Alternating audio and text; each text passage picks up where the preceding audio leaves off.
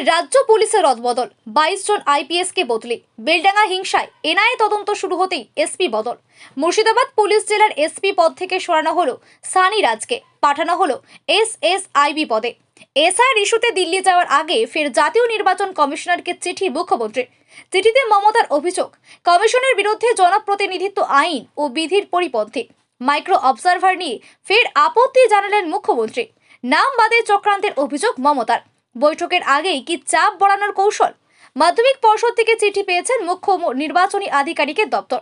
কমিশনের তরফ থেকে জানিয়ে দেওয়া হয়েছে, যেখানে শুনানি শেষ বা শেষের পথে জেলা শাসকরা চাইলে এইআরওদের পরিবর্তন করতে পারে। সিও দপ্তরে এই নিয়ে কোনো ভূমিকা নেই। অর্থাৎ মাধ্যমিক পরীক্ষা ব্যবস্থা পরিচালনায় শিক্ষকের অভাব যে অভিযোগ তুলেছিল পর্ষদ, তার কি সমাধান হতে চলেছে? মাননীয় স্বরাষ্ট্রমন্ত্রী বাংলা এসে ছেঁদা খুঁজে বার না করে নিজের ঘর সামলান।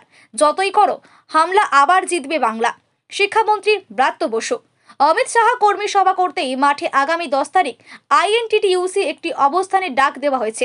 দেখি অনুমতি পায় কিনা। পার্থ ভৌমিক।